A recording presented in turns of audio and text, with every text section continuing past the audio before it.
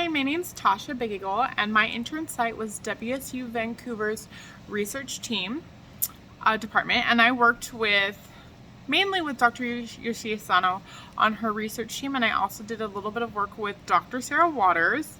My internship job title, it was research assistant. Some of my duties mainly included data analysis. So we were using secondary qualitative data, which we retrieved from interviews, transcripts that had previously been collected. We were looking at these transcripts for codes, identifying codes and looking for themes to put together for our manuscript that we're currently writing. One of my job duties was also new to me. It was a leadership role. So with that, I was scheduling meetings, leading the team meetings, deciding which tasks each team member was doing, and keeping us on target for our different milestones within the research that we had to do, while also learning to navigate each team member's needs for self-care and just the everyday things that we have as people, families, and other commitments, and making sure that we were honoring our own needs while maintaining our job duties. Something that was really memorable for me, and it was a frustrating moment. It wasn't frustrating with work. It was frustrating in the sense that we're reading the transcripts regarding rural low-income mothers and their access to healthcare. And our study is looking at 30 different families in 5 different states. And just seeing how these women struggled to get access for themselves and their children and other members of their family in areas that had many different barriers they had to overcome. Many of them had very little to no health literacy, and sometimes literacy in other areas as well. And yet these women really did persevere in many cases to get healthcare for their families. And they did so with discrimination.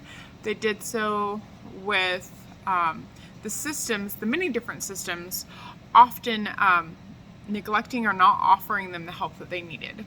And so that was really frustrating, was to see what these women were going through, and knowing that it's happening on such a wide scale, because this is really just a snapshot look at a few families, and just knowing that there are so many more out there that are struggling with access to healthcare, which really should be just a human right for them.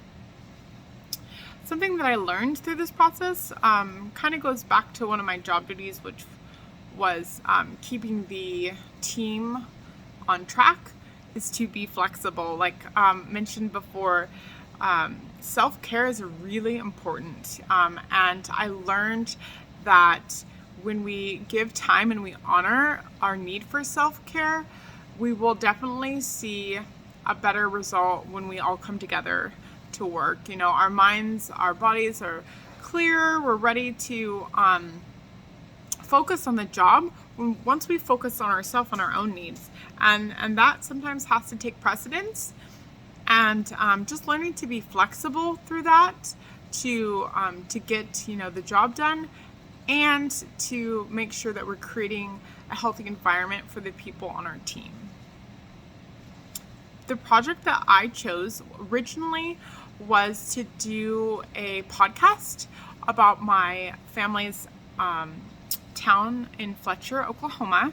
My grandma comes from Fletcher, and we have 10 acres and a house out there.